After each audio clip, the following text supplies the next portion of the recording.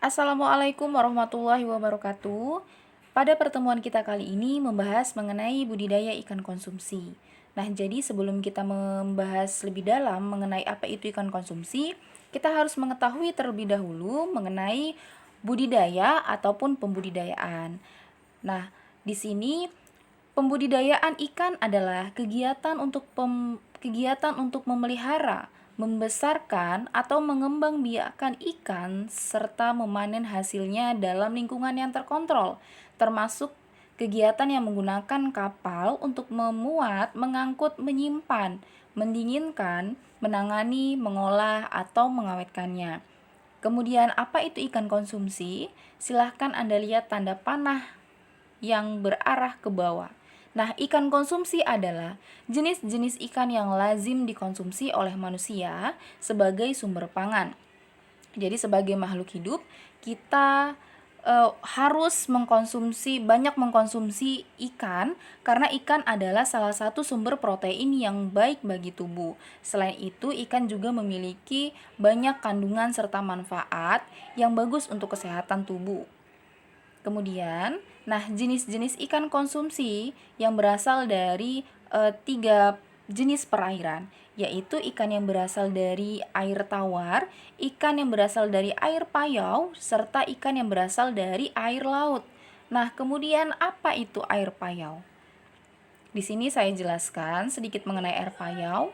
Jadi air payau itu adalah percampuran antara ikan air tawar dengan Maksud saya, air payau adalah percampuran antara air tawar dengan air laut, yang dimana kadar garamnya 0,5 sampai 30 gram. Ini salah ya, ini seharusnya di air laut ini 30 gram, bukan 0,5. Nah, jadi apabila kadar garam pada air tersebut kurang dari 0,5, itu dikatakan sebagai air tawar. Namun, apabila kadar garam pada air tersebut di atas dari 30 gram, itu dikatakan air laut. Jadi air payau itu yang kadar garamnya itu di tengah-tengahnya ini. Nah, berkisaran antara 0,5 sampai 30 gram. Ingat ya, Nak, 30 gram bukan 0,5 gram di air laut. Oke, selanjutnya. Nah, ini nih mengenai jenis-jenis ikan air tawar. Bisa Anda lihat sendiri gambarnya, kemudian keterangan gambar dari ikan tersebut.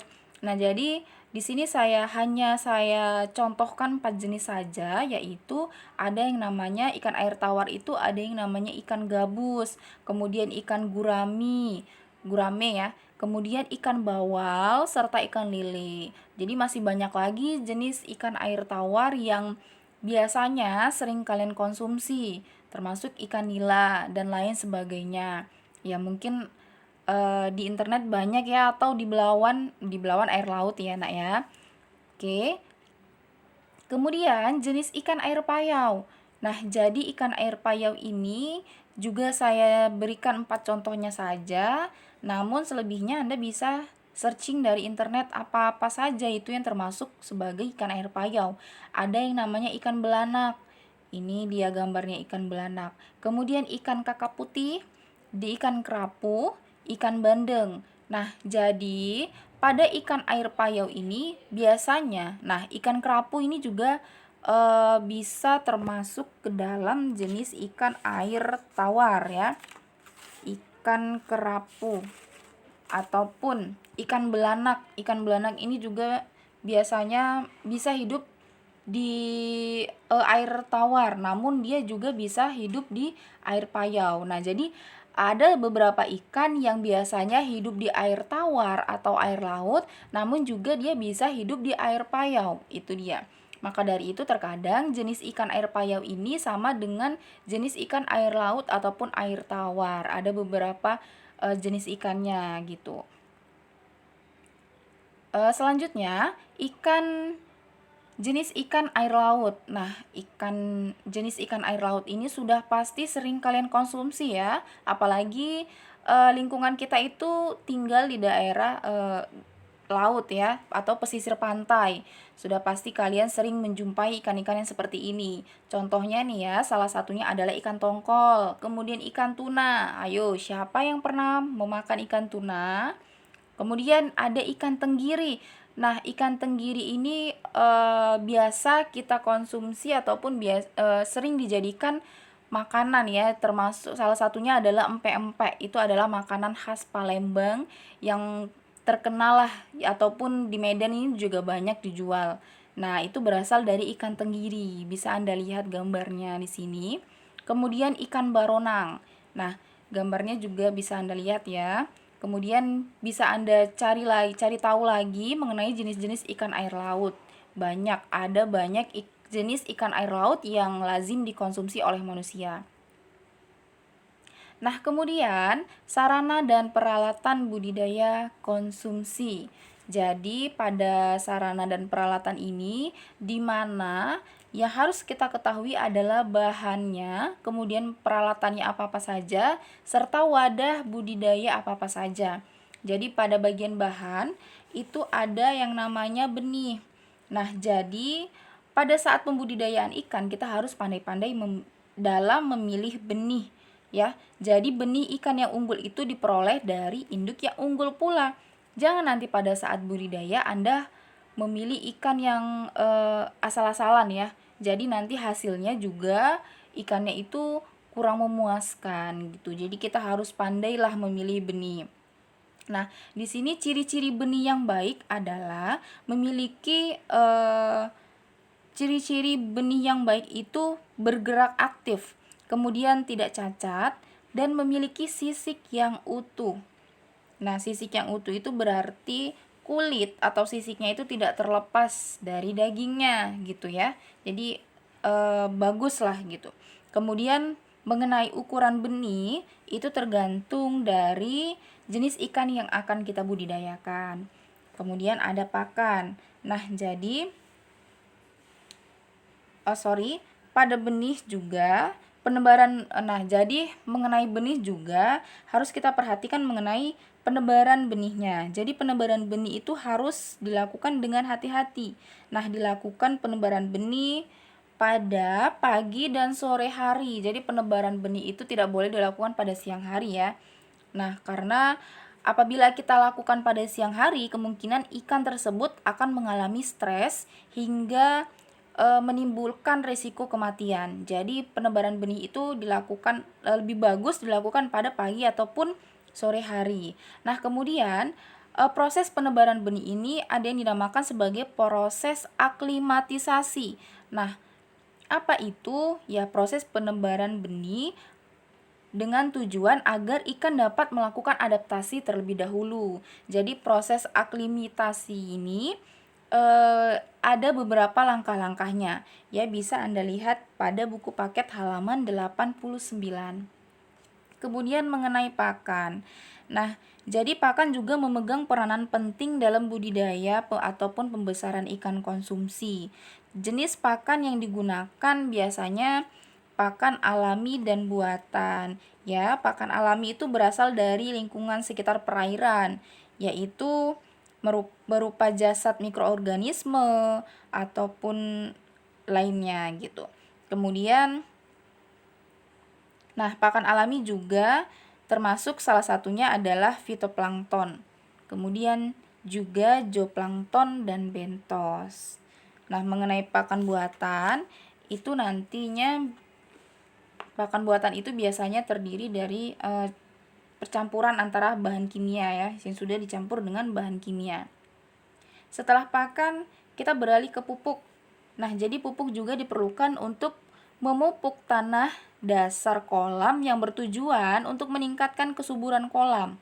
Nah, memperbaiki struktur tanah dan menumbuhkan fitoplankton serta zooplankton sebagai pakan alami.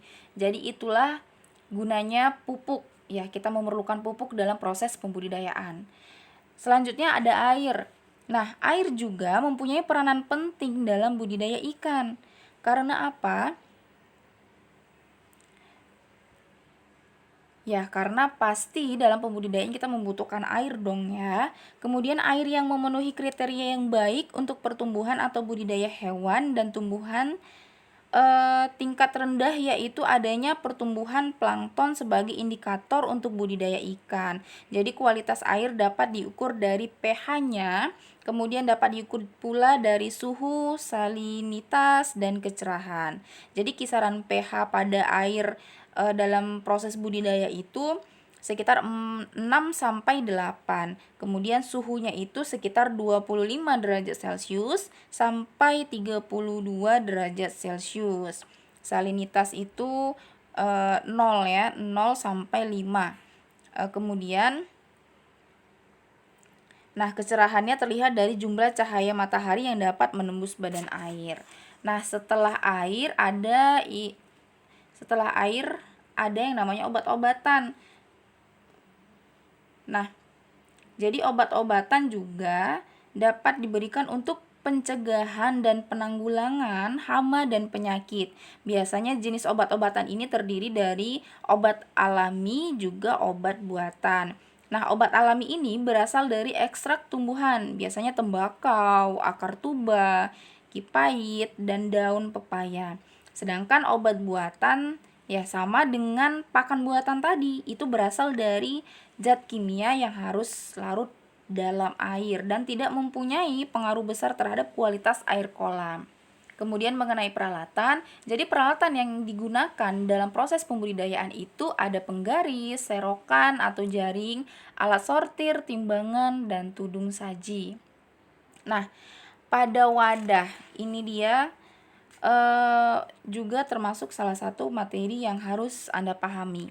Jadi wadah dalam pembudidayaan itu ada yang namanya kolam. Nah, jadi kolam merupakan lahan yang dibuat untuk menampung air dalam jumlah tertentu sehingga dapat digunakan untuk pemeliharaan ataupun pembesaran ikan atau hewan air lainnya. Nah, jadi terdapat 3 sistem budidaya ikan yang biasa dilakukan. Jadi ada yang namanya kolam tradisional atau ekstensif, yaitu kolam yang digunakan adalah kolam tanah, yaitu kolam yang seluruh bagiannya terbuat dari tanah. Kemudian semi intensif, jadi kolam yang digunakan adalah kolam yang bagian dinding dan pematangnya terbuat dari tembok, sedangkan dasar kolamnya itu terbuat dari tanah. Kemudian intensif, jadi kolam yang keseluruhan bagiannya terbuat dari tembok. Oke. Setelah kolam ada juga yang namanya bak. Jadi bak ini merupakan wadah budidaya ikan yang dapat digunakan untuk usaha budidaya. Jadi bak digunakan sesuai dengan usaha budidaya dengan bahan pembuatan terbuat dari plastik ataupun terpal, fiber, dan beton. Oke. Jadi desain dan konstruksi bak biasanya itu hampir sama dengan kolam ya. Nah, desain dan konstruksi bak ini banyak digunakan dalam kegiatan budidaya ikan konsumsi. Selain bak juga ada yaitu akuarium. Nah, akuarium ini juga wadah budidaya ikan yang biasanya terbuat dari bahan kaca ya. Pasti kalian juga semua sudah tahu akuarium itu seperti apa bentuknya. Kemudian fungsi akuarium itu selain sebagai wadah budidaya juga dapat dimanfaatkan untuk pengkonsumsi ruangan yang dapat dinikmati keindahan ikannya. Biasanya akuarium itu yang jika fungsinya itu dapat dinikmati keindahan ikannya itu biasa untuk ikan jenis ikan hias, bukan ikan konsumsi ya. Kemudian keramba, ini yang terakhir ada keramba. Keramba itu terbagi menjadi 2, yaitu keramba jaring apung dan keramba jaring tangkap. Nah, bisa Anda baca bukunya mengenai keramba halaman 98 dan 99.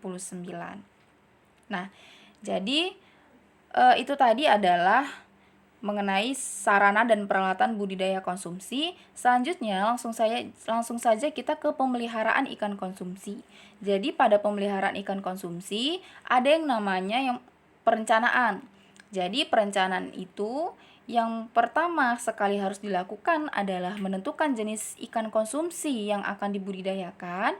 Yang kedua menentukan dan persiapan wadah yang akan digunakan untuk budidaya ikan konsumsi, kemudian desain dan konstruksi wadah budidaya ikan konsumsi, kemudian menentukan jadwal kegiatan budidaya, menyiapkan kebutuhan sarana alat dan bahannya, serta menentukan tugas individunya masing-masing. Jadi kamu tugasnya apa gitu ya. Itu adalah tahap perencanaan. Kemudian tahap yang kedua adalah tahap menyiapkan sarana produksi. Jadi sarana produksi diantaranya itu tadi persiapan bahan dan alat serta wadah budidaya. Kemudian yang terakhir adalah ini yang ketiga ya. Nah, yang ketiga ada proses budidaya pembesaran ikan konsumsi. Nah, ini adalah tahap terakhir ya sebelum masa panen. Jadi ada proses budidaya pembesaran, baru kemudian pasca panen ataupun panen. Oke, sampai di sini. Jika ada yang ingin bertanya ataupun yang kurang paham mengenai budidaya ikan konsumsi, silahkan chat pribadi Miss dalam WA. Oke, sampai di sini penjelasan mengenai budidaya ikan konsumsi. Saya akhiri. Assalamualaikum warahmatullahi wabarakatuh. Selamat pagi semuanya.